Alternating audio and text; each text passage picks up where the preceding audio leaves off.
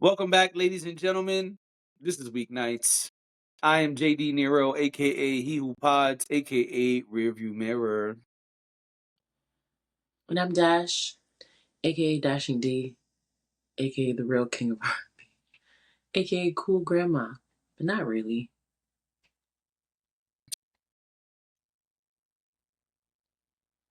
Hello. I still had my lipstick in my hand. I don't know. It's funny. I've been seeing videos of this woman online, Yeah, and she does videos like that, but she's holding she's holding a can opener for some reason. that is funny. I bet the It's first like time she did it, every that's what video. was in That's her her hand. thing. Yeah, Yeah, yeah. She just like this, and you can see like almost the whole thing. She's like this. Hey, what's going on? Let me tell y'all something. Blah blah blah. And it's like that's not a microphone. That is a right, can opener. right. But It's you a know, she's big making it work. brolic can opener. She's making it Oh work. my god, that shit is hilarious. Every time I see that, I just crack up. You gotta work with what you got. You gotta work with what you got. I agree. Well, speaking of work, hmm work is changing for some people.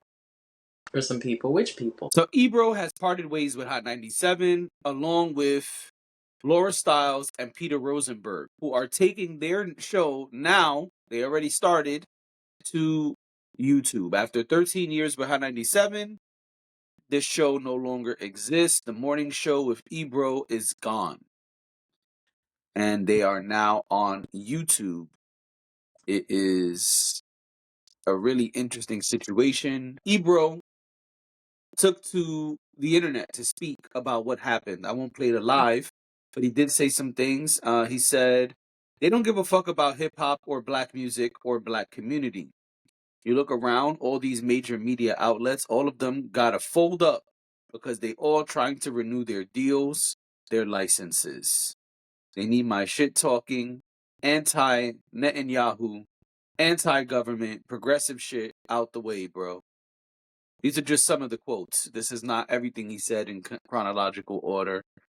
This is just some of the quotes that are here. It says they don't give a fuck about hip hop or black music or black community. They give a fuck about access. And so he said that a new chapter begins, and it already has. They've already done some shows over on YouTube, and that is it. Oh, also, Funk Flex did the morning show Tuesday.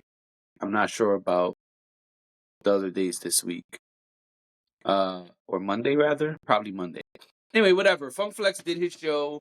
He gave him some props and a send off. Called him his brother, etc., etc. Uh, And then and basically also, teased that he might come back and do the morning. Like, I don't understand what's the Funk Flex part of right, it, to be honest. Like, is he going to be the new neither. host or not? It's very unclear. Yeah, I don't know about that part either. I was going to say something similar. And it should probably also be noted that Ebro, since we're talking about Ebro also leaked messages between him and Drake. Uh, there seems to be some hostility there Yeah, because Drake Drake Drake doesn't like X Ebro. Drake put a X on X, and Yeah, then him and Ebro started texting. They had an exchange, and Ebro felt that he should post it and show it to the world. I think. I mean, I'm not mad at Ebro for doing that because Drake publicly reacted to Ebro getting fired. So if Ebro is exposing the conversation after the fact, I don't really feel like he owed Drake anything more than that. Because if you're gonna put, first of all, nobody was talking to you. If I was Ebro, that's how I would feel. Nobody was talking to you, and you put your name in something that you you didn't have anything to do with.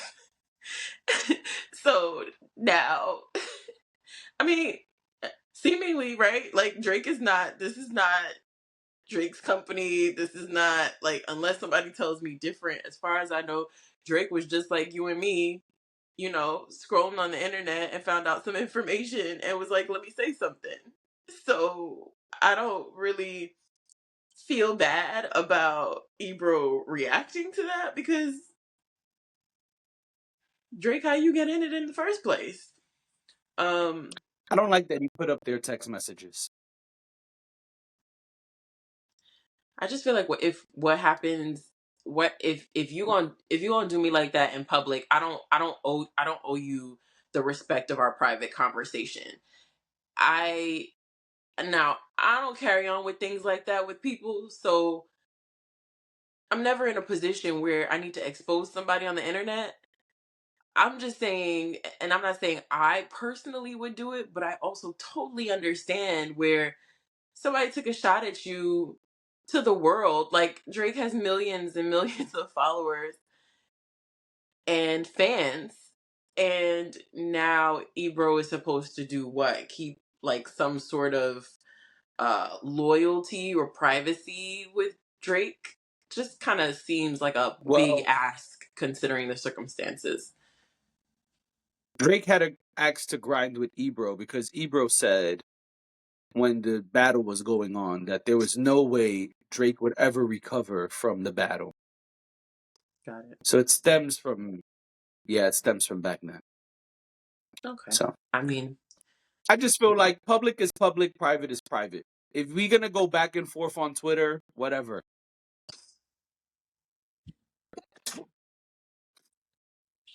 Ooh, listen. sorry. Thank you. Yeah, I feel like if we're gonna go back and forth in public, fine. But our private text messages, including going back to 2020, the internet doesn't need to see those things. I hear that. Again, I'm not even saying that this is something I specifically would do. Um, Mhm. I'm very private on the internet. If I have a problem with somebody, you won't know through the internet. Right. I just That's not the way I roll, and I have felt that way for years. But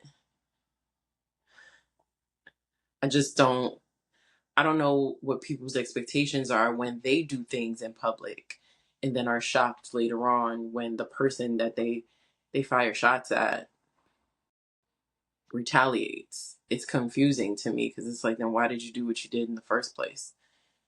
You can't control another person. You can't make them do or not do what you want them to. So I don't know. But if we're getting back to the matter at hand, um, I don't know. This Hot 97 stuff is a little weird to me. Like, clearly there's a lot going on over there, and I'm not saying that restructuring doesn't happen or shakeups don't happen. It just feels like very unstable over there right now. I also have been um, thinking about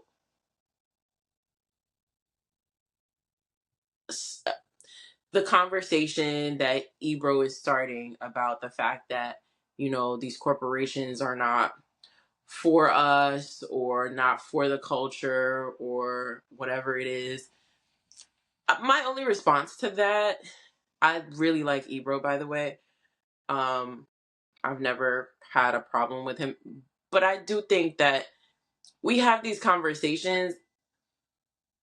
Just because your circumstances changed doesn't mean that like the problem never existed before.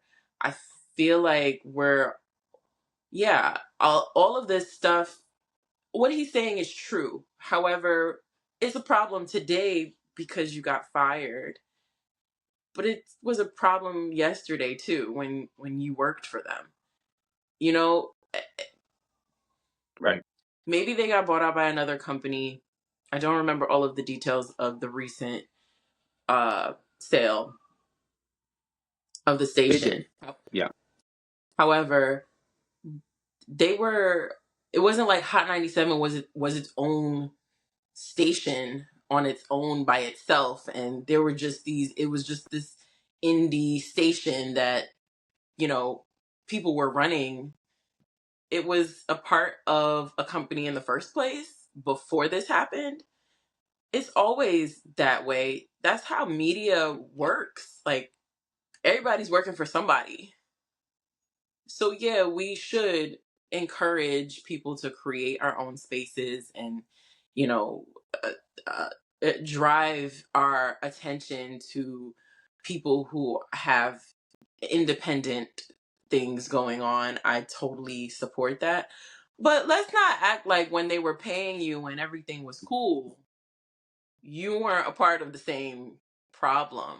I just find it weird when people wait until they're the ones getting kicked out the door to say that, oh, they're owning all our stuff and they're doing this and they're doing that. Because, I mean, radio station, somebody pointed out that before Hot 97 was Hot 97, uh, the Hot 97 we know today, it was a dance station or something like that. And then probably before that, it was something else. That's how radio Yeah. stations work. Um, but yeah, I kind of feel like, okay, I get it. And I feel for him. And I don't want to see anybody, lose their job or anything like that, their livelihood. Or, I mean, clearly he's bouncing back and it's fine. But just kind of feel like, then let's have these conversations sooner. That's all. You bring up a good point. I think you're right. Um, Corporations care about their bottom line, not about community, music, etc. I think you're right about that. And I think, yeah, that problem was going on when he was there. But I also think there's some things that are going on that are pretty foul. Like maybe Funk Flex is better at being in the corporate world than some of the other people there. Because Funk Flex seemed to be getting everything he wants at Hot 97. And that's weird. Number two, Those backdoor deals. uh firing right. Number two, firing someone right before Christmas, right before the end of the year, is never cool I with me. hate that. Yeah, I no, think I that's agree. really foul. And in this country, Christmas is a really big deal. And it's something that people are spending a lot of money to spend money on, to get loved ones the things that they want, desire, etc. To take away someone's income during that time is really insensitive. And I think tells the world that you don't give a fuck about this person. And three, I'm a little shocked at the level of, not the level of, but the reactionary things we're getting from Ebro.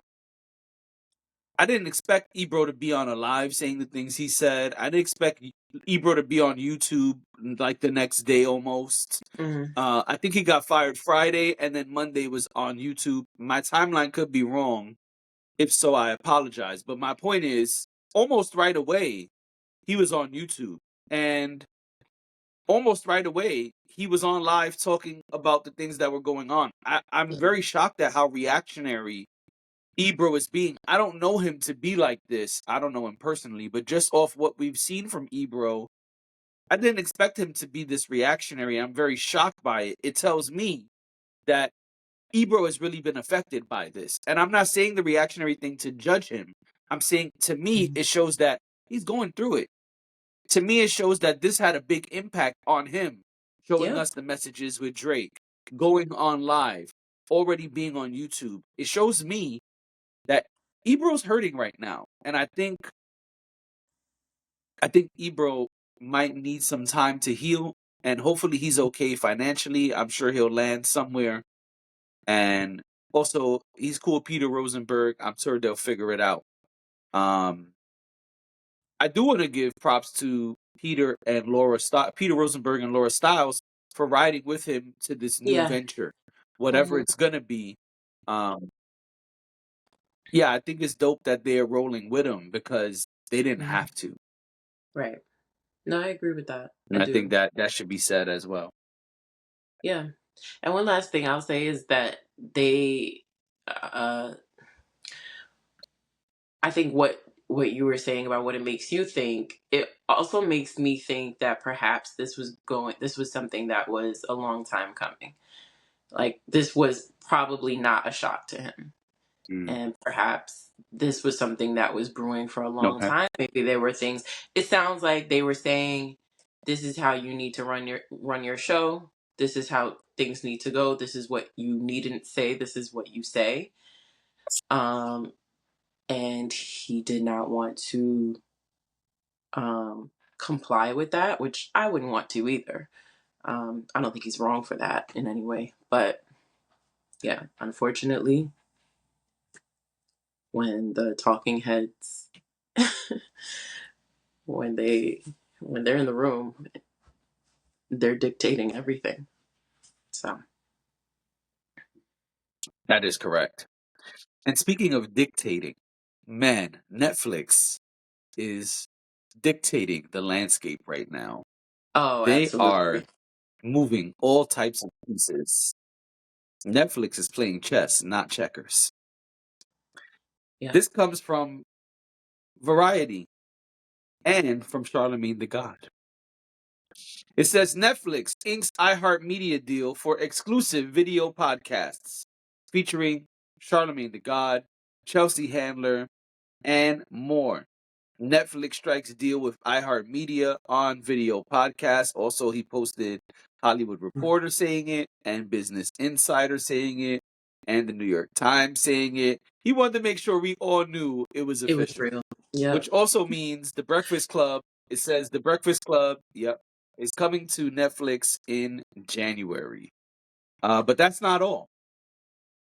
Uh, Also in Variety, it says on another article, Netflix signs deal with Dave Portnoy's Barstool Sports for exclusive video rights to 3 podcasts. No, I don't want to sign up Friday. Thank you very much. Okay. Okay. It says Netflix has gone into business with Dave Portnoy with a deal that will bring the quote unfiltered commentary of Barstool Sports podcast personalities to viewers worldwide. Under its multi-year pact with Barstool, Netflix has exclusive rights to video versions of a trio of the digital media company's popular podcast, Pardon My Take, the Ryan Rosilio podcast, and Spittin' Chicklets. The video versions of the 3 Barstool Sports shows will be available on Netflix starting early 2026. That means full video episodes of the podcast will no longer be available on YouTube as of next year. Netflix will launch them initially in the US to be followed by additional markets. This is a game changer.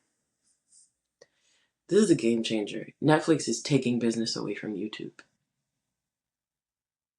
It doesn't look that way at a Yep. glance, right? Until you read exactly what's happening here and you realize that, because the word that they're not really using is exclusive, and that is exactly what this is saying, that they will have Right. video exclusivity, which is huge, Yes. because for for many years, as we all know, YouTube has been the premier space for video. YouTube, sure, I'm sure there's things that YouTube considers competitors, but what is it really competing with until now? Like, this completely changes the game, because if we start to see more of this happening, I mean, Google will be fine, but YouTube specifically is where the question mark will be. Like, what does YouTube look like in the future? And it houses everything, videos of everything. So I'm sure YouTube is not out the door, but I do think that it's going to create a more competitive landscape. And I think YouTube is going to also have to be creative about retaining people on their platform. Yeah, those are good points. Um, I think that, yeah, Netflix is making themselves a competitor in more and more fields than people will, one, acknowledge, and two, probably are even paying attention to. Similar to how Spotify was doing a couple years ago, right? Hmm. Spotify went from being this music platform to being podcast and audiobooks and signing just exclusive deals for certain things. And so I think Netflix kind of took notes and was like, okay, our turn. I think that this is a big move. I think this is going to make things very interesting, especially because, like you said, it's exclusive. So while those audio episodes will continue to be on other platforms, for the people who watch video, which is a lot of people, they're going to have to head to Netflix. Yeah.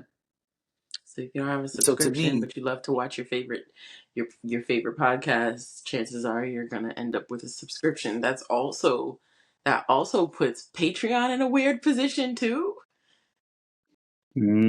yes, it Because does. if I have a Netflix account and I could watch content on Netflix, like podcasts and stuff like that, then what happens to do people then continue to put like I don't know these there's a lot of intricacies to it because you could Well, Patreon essentially would still be have your five different exclusive pieces. content. What'd you say? Patreon will be the exclusive content like it still is. Yeah.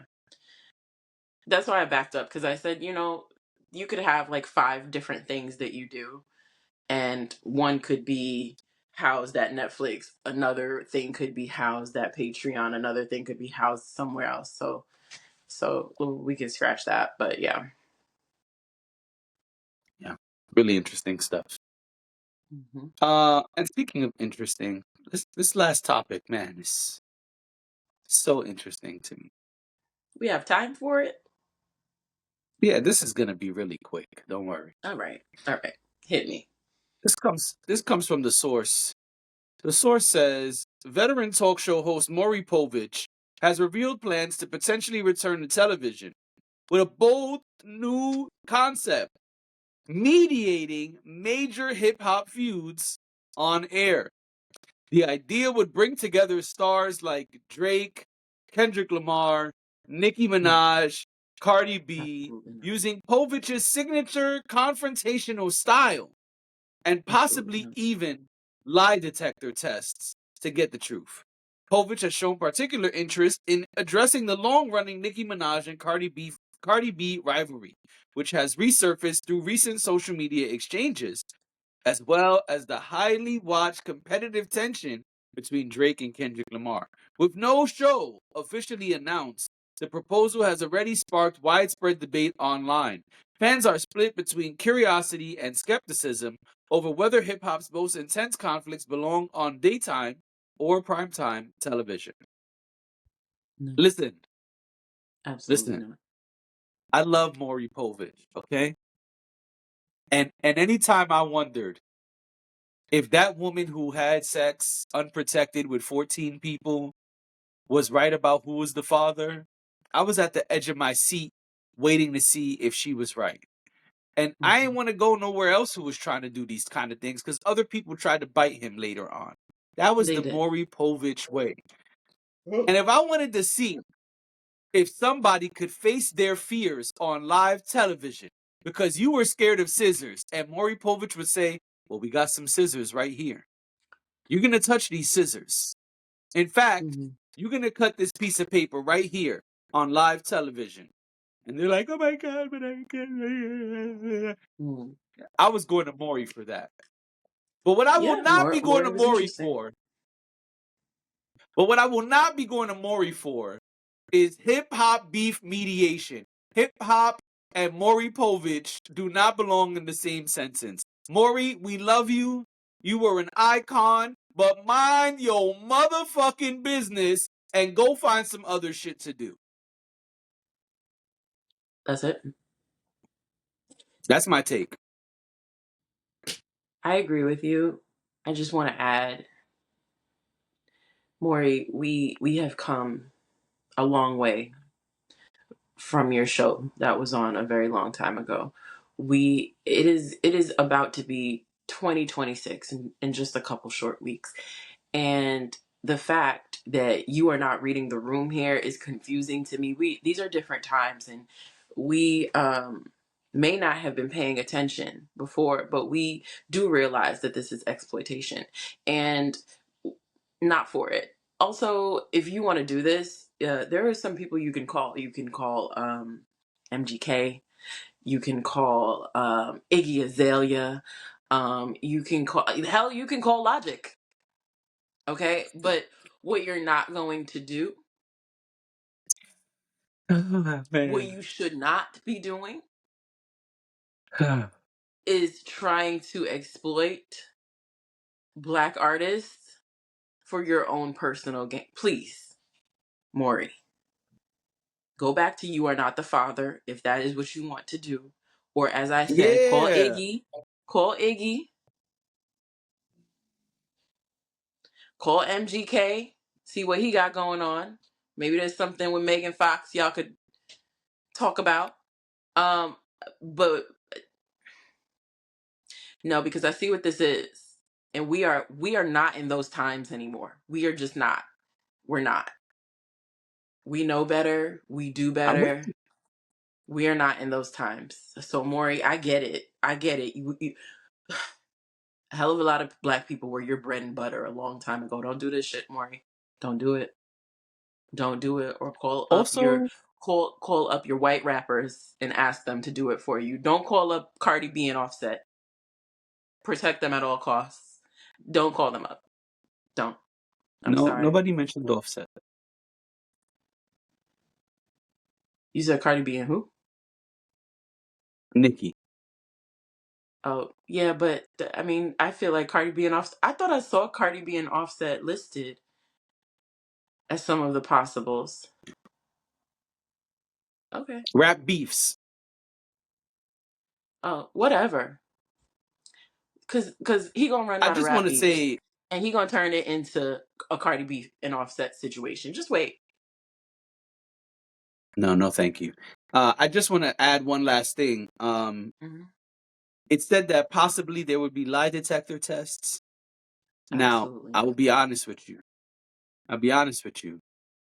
If they start giving rappers lie detector tests, all of hip hop will fall apart.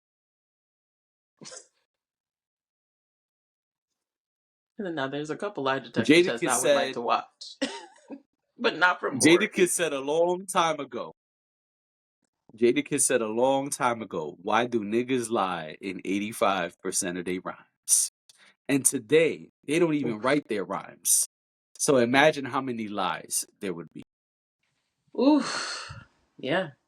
Because the first thing would say, you said you wrote your rhymes?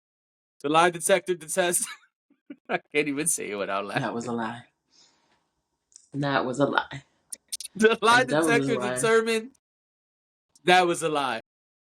Yep. You said, can you imagine all the shit they'll be pulling out? You said Oh you yeah. own 12 Bentleys. The lie detector test determined that was a lie. You know who needs a lie detector test, and then we could end it. Fat Joe. Ladies and gentlemen, this has been Weeknights. Thank you for being here.